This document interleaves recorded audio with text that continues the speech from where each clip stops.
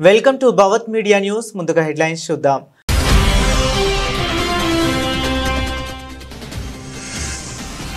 మా జోలికొస్తే ఊరుకోం, అమెరికాకు పుతిన్ తీవ్ర హెచ్చరిక. చర్చలకు తాము ఎప్పుడూ సిద్ధమేనని స్పష్టీకరణ.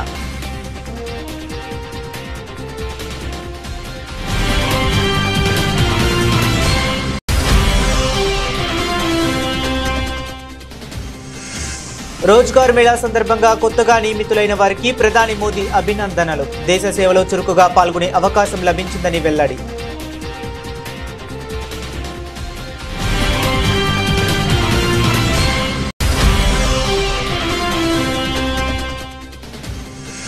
బీహార్ ఎన్నికల నేపథ్యంలో బెగుసరాయిలో జరిగిన ప్రజా ర్యాలీలో పాల్గొన్న ప్రధాని మోదీ సంక్షోభ సమయాల్లో కూడా పేదలను ఎగతాళి చేస్తున్నారంటూ ప్రతిపక్షాలపై ధ్వజం.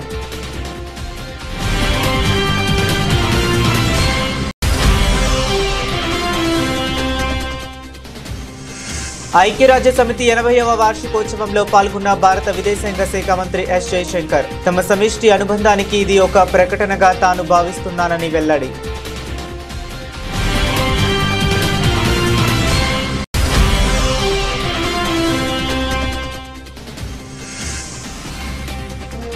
కర్నూలు జిల్లాలో పెను విషాదం. ప్రైవేటు బస్సు దగ్ధం. హైదరాబాద్ నుంచి బెంగళూరు వెళ్తుండగా ఘటన.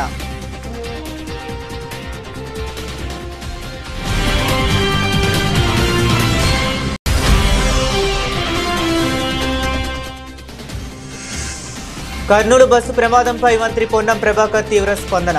నిర్లక్ష్యంగా ఉంటే ట్రావెల్స్ యజమానులపై హత్య కేసులు నమోదు చేస్తామని హెచ్చరిక.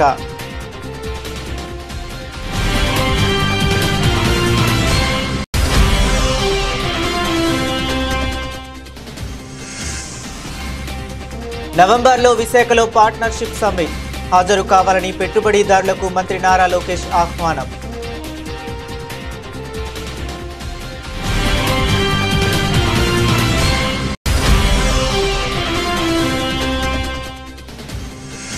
కాంగ్రెస్ నిరుద్యోగ బాకీ కార్డు ఆవిష్కరించిన మాజీ మంత్రి ఎమ్మెల్యే హరీష్ రావు. రేవంత్ రెడ్డి కళ్ళు తెరిపించడానికి ఈ జూబ్లీహిల్స్ ఉప ఎన్నిక ప్రజలకు ఒక అవకాశమని పిలుపు.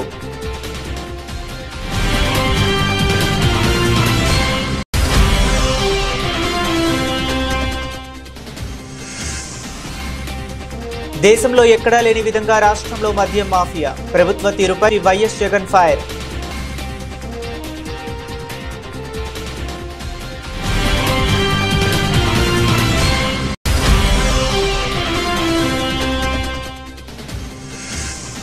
లిక్కర్ బాటిళ్ల హోల్గ్రామ్ కాంట్రాక్ట్ ను బీఆర్ఎస్ ప్రభుత్వం దుర్వినియోగం చేసింది. గత ప్రభుత్వంపై మండిపడ్డే మంత్రి జూపల్లి కృష్ణారావు.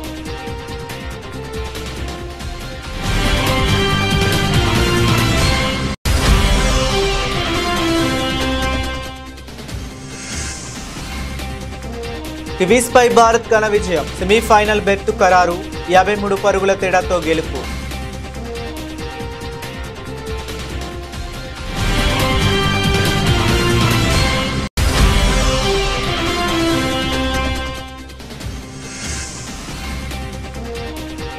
కాంతారాపై అల్లు అర్జున్ ప్రశంసలు. ఫ్రాన్స్ లోకి వెళ్లిపోయా అంటూ పోస్ట్.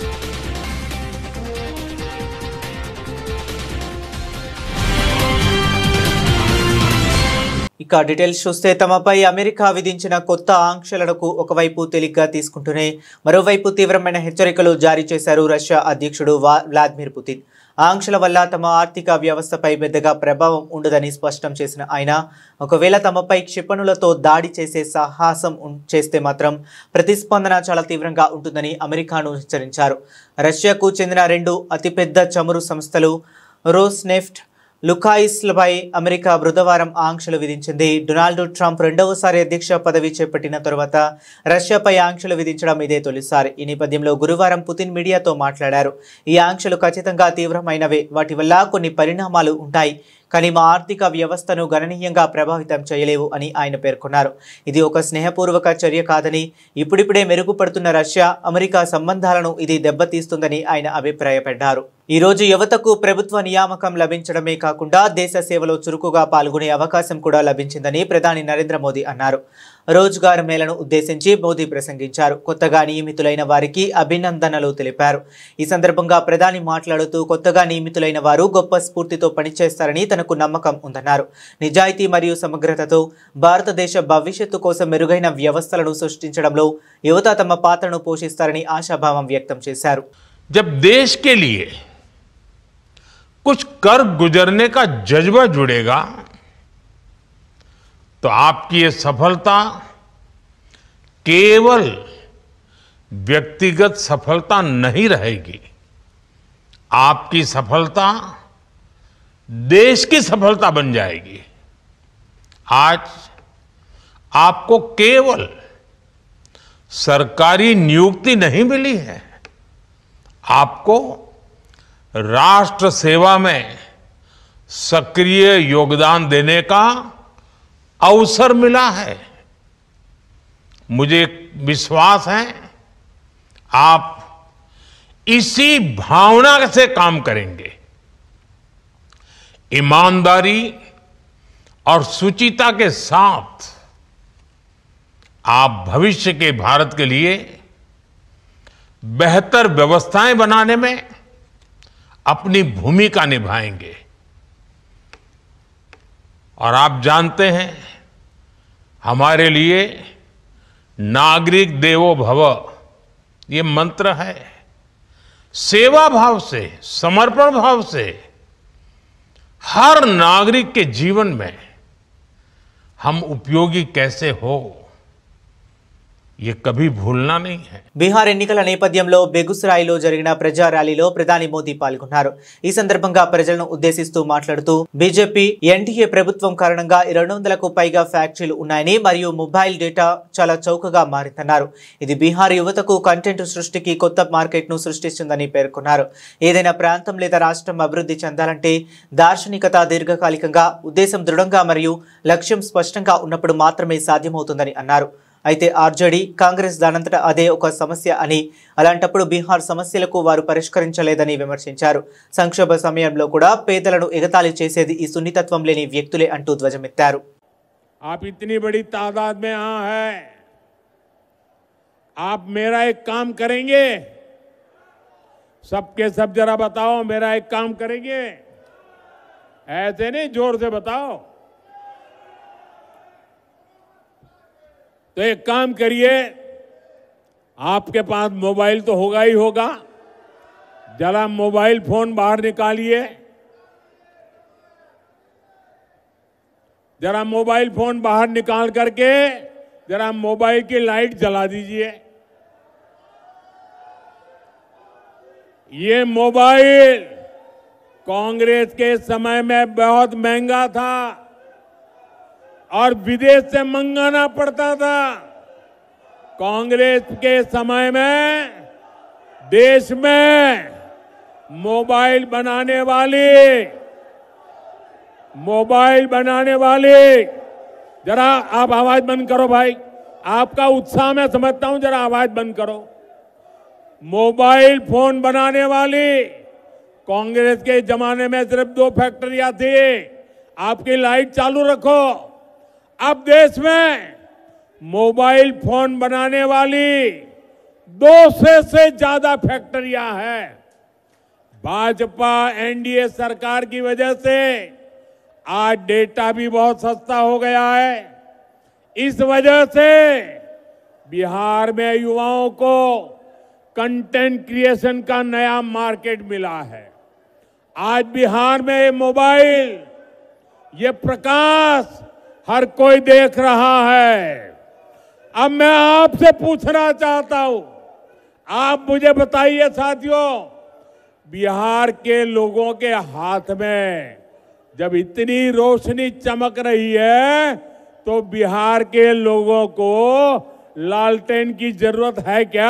ఐక్యరాజ్య సమితి 80వ వార్షికోత్సవం సందర్భంగా భారత విదేశాంగ శాఖ మంత్రి ఎస్ జైశంకర్ శుభాకాంక్షలు తెలిపారు.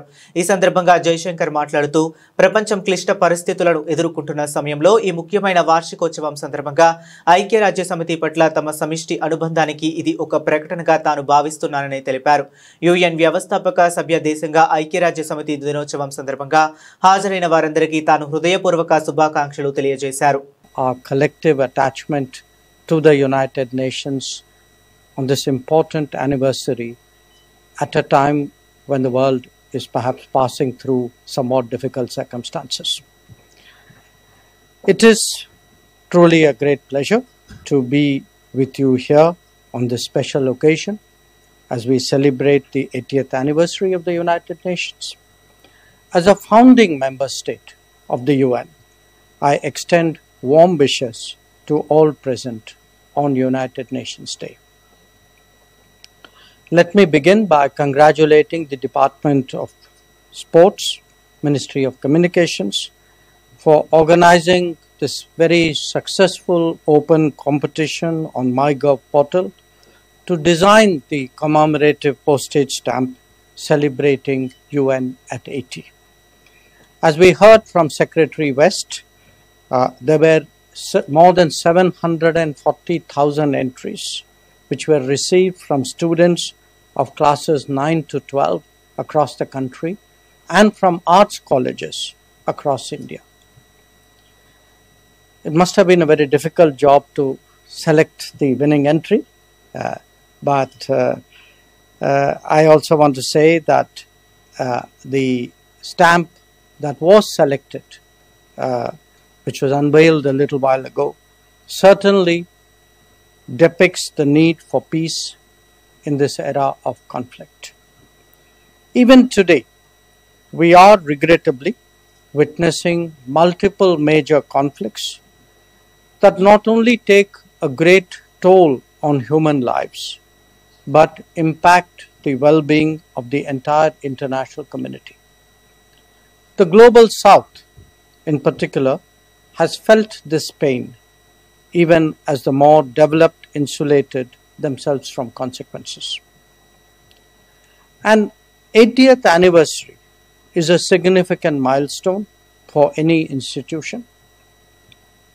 On UN Day, I would like to reiterate India's commitment to the ideals of peace and security, as well as development and progress.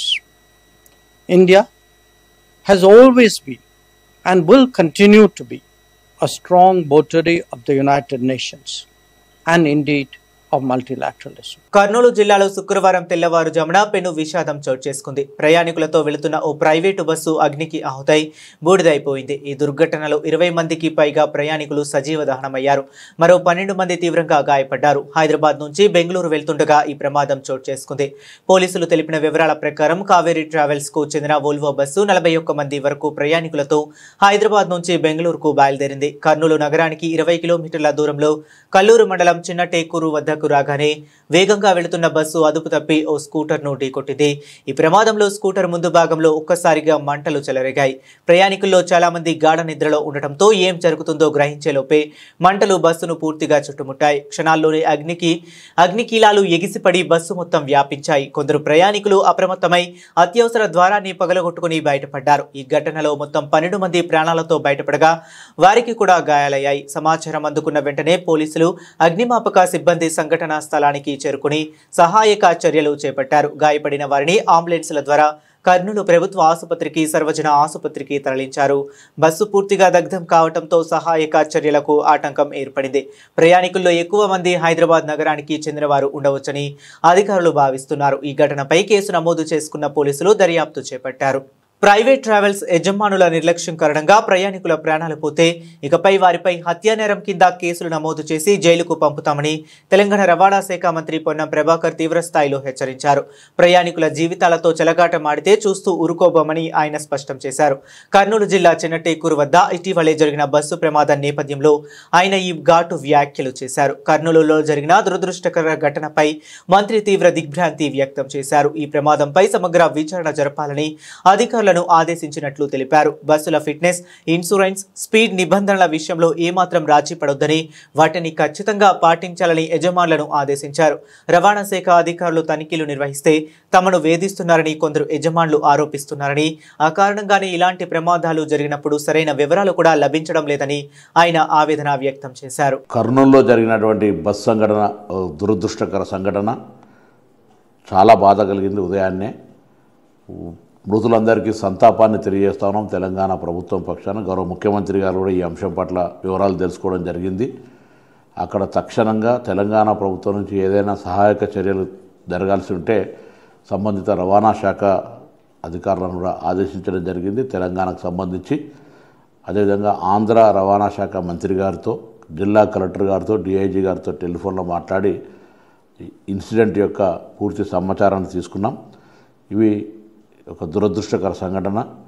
దీని పట్ల భవిష్యత్తులో, ఎందుకంటే హైదరాబాద్ వయా ఆంధ్ర, కర్ణాటక వయా ఆంధ్ర, హైదరాబాద్కు రోజు వేల మంది ప్రయాణం చేసే ఈ యొక్క బస్సు వ్యవస్థలో అన్ని రకాల చర్యలు తీసుకోవడానికి ముగ్గురం ట్రాన్స్పోర్ట్ కమిషనర్ తొందరలో సమావేశమై తదుపరి ఇటువంటి ఇన్సిడెంట్ జరగకుండా తీసుకోవాల్సిన చర్యలను తీసుకుంటాం. ఉదాహరణకు తిరుపతిలో ఘాట్ రోడ్ ఎక్కేప్పుడు ఎంత సమయం తీసుకుంటుంది, దిగేప్పుడు ఎంత సమయం తీసుకుంటుందో ఎంట్రీ ఎగ్జిట్లో రికార్డ్ చేస్తారు. ఇక్కడ కూడా హైదరాబాద్ నుంచి బెంగళూరుకి వెళ్ళినా, హైదరాబాద్ నుంచి తిరుపతికి వెళ్ళినా, హైదరాబాద్ విజయవాడ, రాజమండ్రి, వైజాగ్లోకి వెళ్ళినా ఇటువంటి నిబంధన తేవడం ద్వారా స్పీడ్ లిమిట్, యాక్సిడెంట్ నివారించే హక్కు ఉంటుంది. అదేవిధంగా బస్సు ఓనర్స్ కానీ ట్రావెల్స్ సంబంధించిన వాళ్ళకు కూడా విజ్ఞప్తి చేస్తున్నాం, హెచ్చరిక చేస్తూ ఉన్నాం. రవాణా శాఖ తరఫున మీరు మీ యొక్క ఫిట్నెస్ కానీ, ఇన్సూరెన్స్ కానీ తదితర అంశాల పట్ల ఎక్కడ నిర్లక్ష్యం వహించినా నేరుగా హత్యా నేరం పెట్టి లోపలికి పంపుతాం. జాగ్రత్త అని చెప్తా ఉన్నాం. నియమ నిబంధనలు పాటిస్తూ స్పీడ్కు సంబంధించిన విషయంలో కూడా జాగ్రత్త వ్యవహారం చేస్తూ ప్రాణాలతో చెలగాటం ప్రయత్నం చేయొద్దు. రోజువారీ రవాణా శాఖ చెక్కులు చేస్తే వేధింపులకు అని మాట్లాడతారు. ఇలా ఇటువంటి సంఘటనలు జరిగినప్పుడు వాటికి సంబంధించినటువంటి క్లారిఫికేషన్ దొరికే పరిస్థితి ఉండదు. ఇలా ఏది ఏమైనా బస్సు ఒడిశాలో రిజిస్ట్రేషన్ అయింది, హైదరాబాద్ నుంచి బెంగళూరుకి వెళ్తూ ఉంది. అర్ధరాత్రి మోటార్ సైకిల్ బస్ కిందకి వచ్చి ప్రమాదం జరిగింది. ఏదైనా కారణాలు కావచ్చు. తప్పకుండా వీటి పట్ల సంబంధిత గౌరవ ఆంధ్ర మంత్రి, కర్ణాటక మంత్రి, నేను తప్పకుండా దీన్ని కూర్చొని ఏం చేయాలనే ఆలోచన కొద్దీ భవిష్యత్తులో సంఘటన జరగకుండా చర్యలు తీసుకుంటాం. మృతులకు మా సానుభూతి. తప్పకుండా ఎటువంటి పునరావాస చర్యలు అక్కడ అన్ని చర్యలకు సంబంధించి తెలంగాణ ప్రభుత్వం తరఫున ఆంధ్ర ప్రభుత్వానికి పూర్తిగా సపోర్టివ్గా ఉంటుంది. ప్రమాదం నుంచి బయటపడ్డ వాళ్ళందరికీ కూడా ఇప్పటికే ప్రాథమిక సమాచారంలో అన్ని రకాల చికిత్స, దాని తదుపరి అన్ని చర్యలు తీసుకుంటూ ఉన్నారు. కాబట్టి మరొకసారి తెలంగాణ ప్రభుత్వం తరఫున ఈ సంఘటన పట్ల దిగ్భ్రాంతిని వ్యక్తం చేస్తూ మృతులకు సంతాపం. ఆంధ్రప్రదేశ్కు గూగుల్ డేటా సెంటర్ రావడం వెనుక 13 నెలల నియంత్రణ కృషి దాగి ఉందని రాష్ట్ర ఐటీ విద్యాశాఖ మంత్రి నారా లోకేష్ వెల్లడించారు. ఆస్ట్రేలియా పర్యటనలో భాగంగా మెల్బోర్న్లో Australia India business council, AIBC, CII సంయుక్తంగా నిర్వహించిన పార్ట్నర్షిప్ సమ్మిట్ రోడ్ షోలో ఆయన పాల్గొన్నారు. ఈ సందర్భంగా పెట్టుబడిదారులను ఉద్దేశించి ప్రసంగిస్తూ ఏపీని పెట్టుబడులకు గమ్యస్థానంగా ఎందుకు ఎంచుకోవాలో వివరించారు. నవంబర్ 14, 15 తేదీల్లో విశాఖపట్నంలో జరగనున్న పార్ట్నర్షిప్ సమ్మిట్కు హాజరై రాష్ట్రంలోని అవకాశాలను పరిశీలించాలని పెట్టుబడిదారులను ఆయన ఆహ్వానించారు. Why you should consider Andhra Pradesh? We are the second largest, fastest growing states right now, soon to be number 1. With all these investments getting grounded, we don't believe in signing MOUs. We are not into that. We mean business. We mean grounding. We have serious ADD, attention deficit disorder. So we love to be on top of things and execute on things and really get the ball rolling. So as my team members have shared, we are hosting a partnership summit in Visakhapatnam. It's a beautiful city. 14th and 15th of November. So please come visit us. For people who know India, if Bangalore were to marry Goa and have a child, that will be Visakhapatnam. We have best of both worlds. It's a gorgeous city. It's the 9th largest economic city in India. We aspire to be among the top 3. And Visakhapatnam economic corridor, as we call it, is going to be $1 trillion economic corridor for us.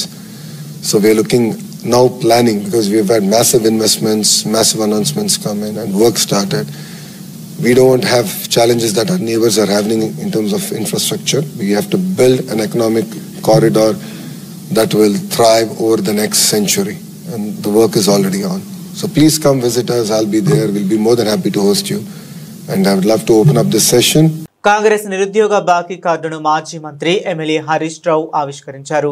ఈ సందర్భంగా హరీష్ రావు మాట్లాడుతూ రేవంత్ రెడ్డి కళ్ళు తెరిపించడానికి ఈ జూబ్లీహిల్స్ ఉప ఎన్నిక నిరుద్యోగులకు ఒక అవకాశమని అన్నారు. ఆనాడు కాంగ్రెస్ పార్టీని గెలిపించడానికి బస్సు యాత్ర చేశారని, ఆ కాంగ్రెస్ కళ్ళు తెరిపించాలంటే తమ నిరుద్యోగులు దండు కట్టి బయలుదేరి వాళ్లను ఓడించండి అంటూ పిలుపునిచ్చారు.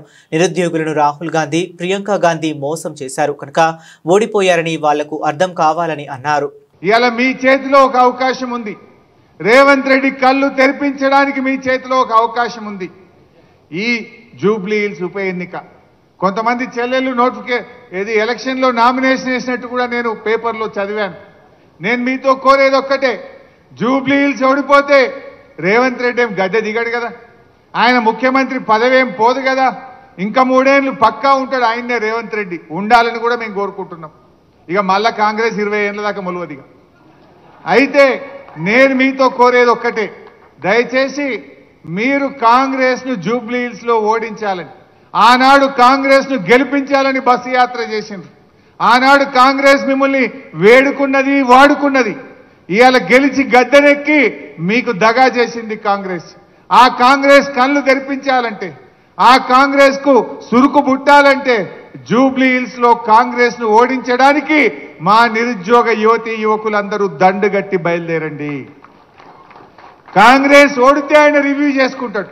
రాహుల్ గాంధీ అడుగుతాడు, నేను ఏమైందా, నువ్వు ఎందుకు ఓడినావు అంటే అప్పుడు మా నిరుద్యోగ యువతి యువకులకు 2 లక్షల ఉద్యోగాలు ఇస్తా అని రాహుల్ గాంధీ, ప్రియాంక గాంధీ మాట ఇచ్చి మోసం చేసింది కనుక ఈ నిరుద్యోగ యువకులే కాంగ్రెస్ ను ఓడించిండ్రు అనేటువంటి విషయం వాళ్ళకి అర్థం కావాలి.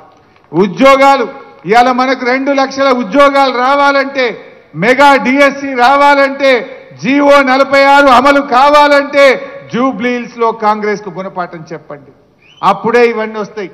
గవర్నమెంట్ ఏం మారేది, కొత్త గవర్నమెంట్ ఏం ఎక్కదు. కానీ తన తప్పులు తాను తెలుసుకోవాలంటే, కాంగ్రెస్ రివ్యూ చేసుకోవాలంటే ఇవాళ కాంగ్రెస్ ను మనం ఓడించాల్సినటువంటి అవసరం ఉంది. రాష్ట్రంలో వ్యవస్థీకృతంగా కొనసాగుతున్న నకిలీ మద్యం దందాతో ప్రజల ఆరోగ్యం పనంగా పెట్టి మద్యం మాఫియా కోట్లు గడిస్తుందని మాజీ ముఖ్యమంత్రి వైఎస్ఆర్సీపీ అధినేత వైఎస్ జగన్మోహన్ రెడ్డి ఆక్షేపించారు.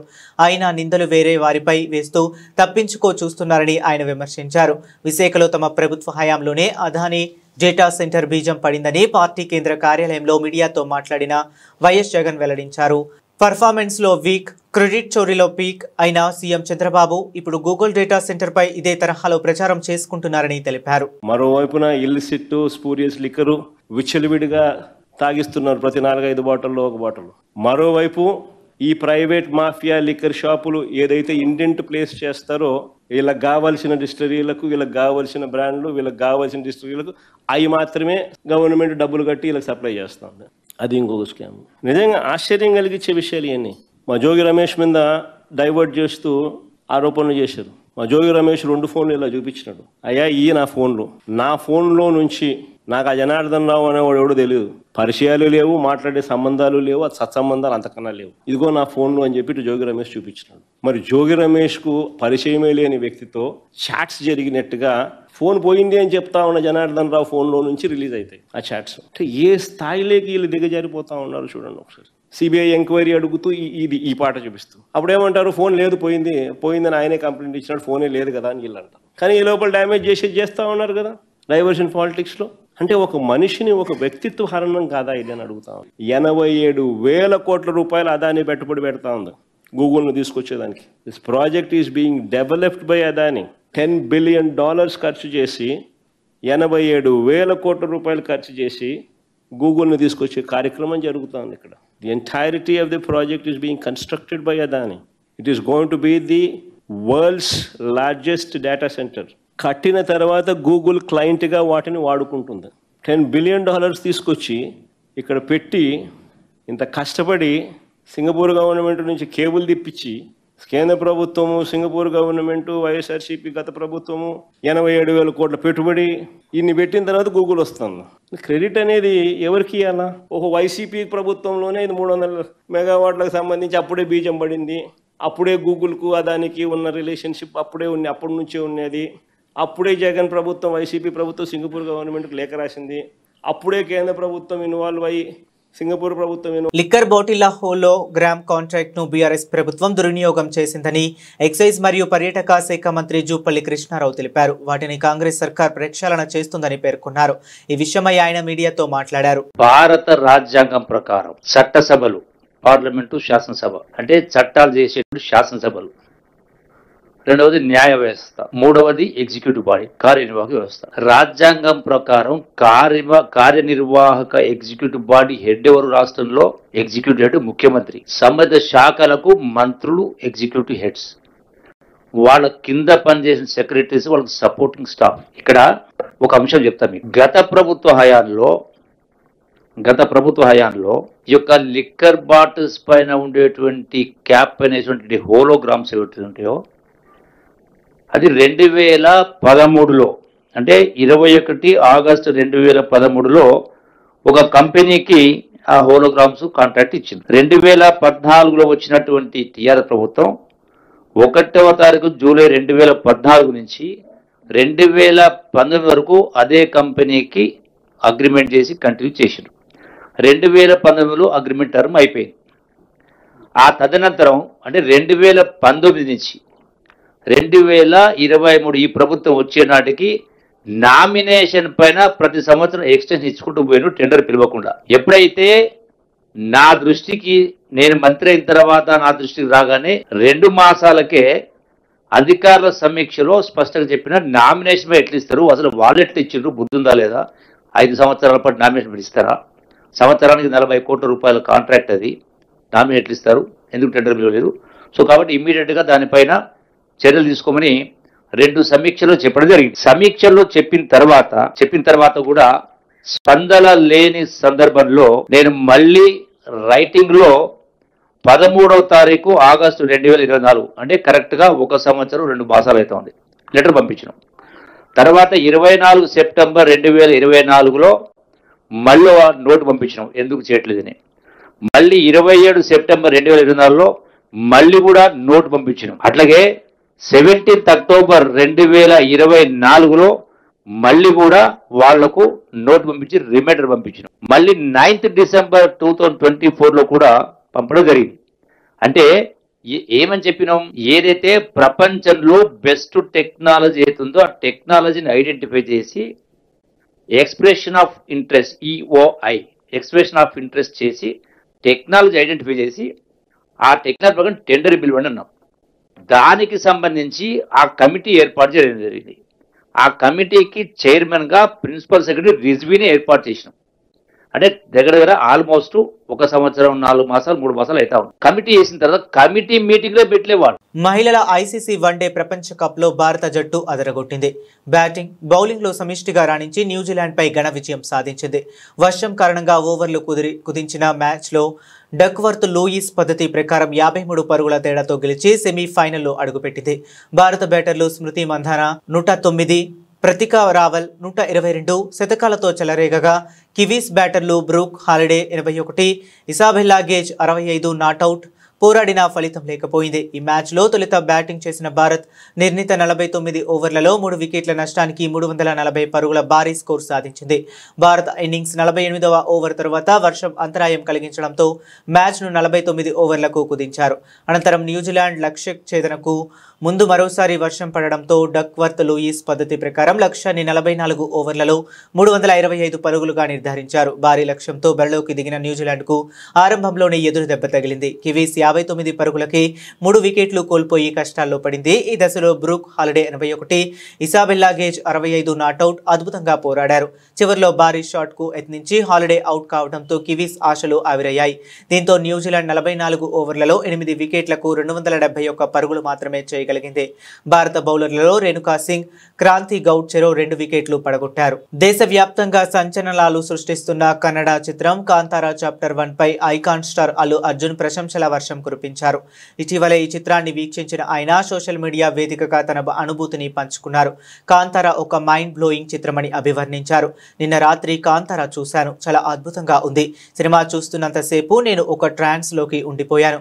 అని అల్లు అర్జున్ తన పోస్టులో పేర్కొన్నారు. చిత్రంలో ముఖ్య పాత్ర పోషించి దర్శకత్వం వహించిన రిషబ్ శెట్టిపై ఆయన ప్రత్యేక ప్రశంసలు కురిపించారు. రచయితగా, దర్శకుడిగా, నటుడిగా వన్ మ్యాన్ షో చేసినందుకు రిషబ్ శెట్టి గారికి నా అభినందనలు. ఆయన ప్రతి విభాగంలోనూ అద్భుతంగా రాణించారు అని కొనియాడారు. చిత్రంలోని ఇతర నటీనటులు రుక్మిణి, జయరాం, గుల్షాన్ దేవయ్య అద్భుతంగా నటించారని తెలిపారు. సంగీత దర్శకుడు Ajaneesh, cinematographer Aravind S Kashyap, art director Dharani Gange, stunt master Arjun రాజుల పనితీరు గురించి కూడా అల్లు అర్జున్ ప్రత్యేకంగా అభినందించారు. ఇంతటి గొప్ప చిత్రాన్ని నిర్మించిన నిర్మాత విజయ్ కిరంగదూర్ హుంబాలే ఫిలిమ్స్ బృందానికి శుభాకాంక్షలు తెలిపారు. బులెటిన్ ముగించే ముందు మరొకసారి హెడ్లైన్స్ చూద్దాం.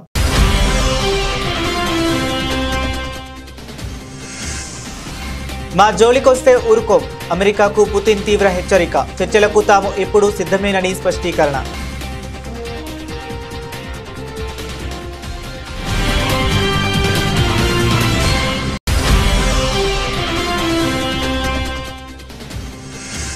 రోజ్గార్ మేళా సందర్భంగా కొత్తగా నియమితులైన వారికి ప్రధాని మోదీ అభినందనలు. దేశ సేవలో చురుకుగా పాల్గొనే అవకాశం లభించిందని వెల్లడి.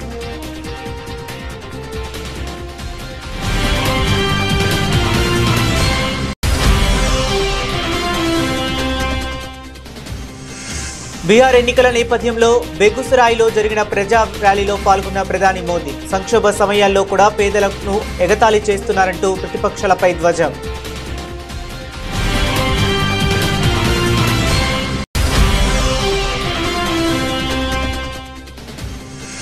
ఐక్యరాజ్య సమితి 80వ వార్షికోత్సవంలో పాల్గొన్న భారత విదేశాంగ శాఖ మంత్రి ఎస్ జయశంకర్ తమ సమిష్టి అనుబంధానికి ఇది ఒక ప్రకటనగా తాను భావిస్తున్నానని వెల్లడి.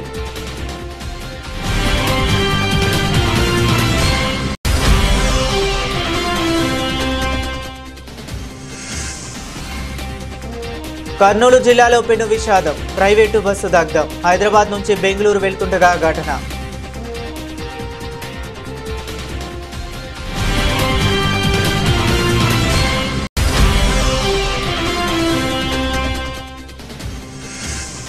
కర్నూలు బస్సు ప్రమాదంపై మంత్రి పొన్నం ప్రభాకర్ తీవ్ర స్పందన. నిర్లక్ష్యంగా ఉంటే ట్రావెల్స్ యజమానులపై హత్య కేసులు నమోదు చేస్తామని హెచ్చరిక.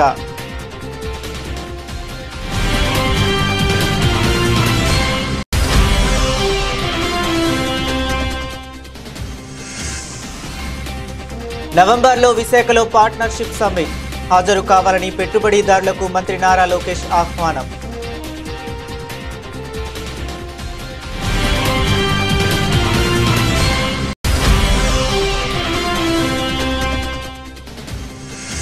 కాంగ్రెస్ నిరుద్యోగ బాకీ కార్డు ఆవిష్కరించిన మాజీ మంత్రి ఎమ్మెల్యే హరీష్ రావు. రేవంత్ రెడ్డి కళ్లు తెరిపించడానికి ఈ జూబ్లీహిల్స్ ఉప ఎన్నిక ప్రజలకు ఒక అవకాశమని పిలుపు.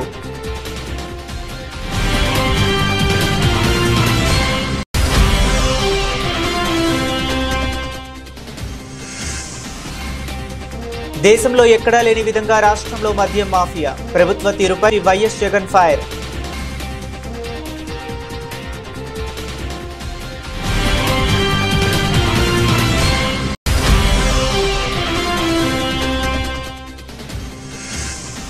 లిక్కర్ బాటిళ్ల హోల్గ్రామ్ కాంట్రాక్ట్ ను బీఆర్ఎస్ ప్రభుత్వం దుర్వినియోగం చేసింది. గత ప్రభుత్వంపై మండిపడ్డే మంత్రి జూపల్లి కృష్ణారావు.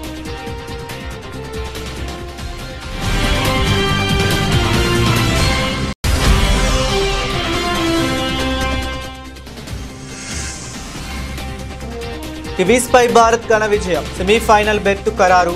53 పరుగుల తేడాతో గెలుపు.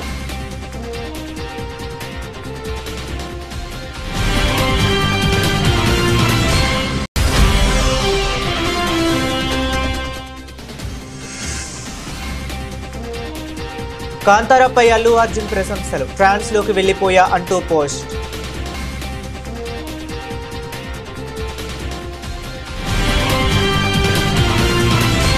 ఇవి ఇప్పటి వరకు ఉన్న అప్డేట్స్. మరిన్ని అప్డేట్స్ కోసం చూస్తూనే ఉండండి.